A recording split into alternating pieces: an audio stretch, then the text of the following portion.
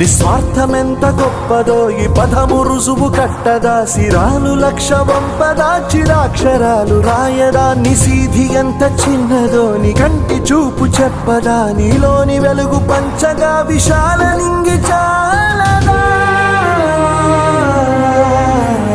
మనుష్యులందు నీ కథ మహర్షిలాగా సాగదా, మనుష్యులందు నీ కథ మహర్షిలాగా సాగదా.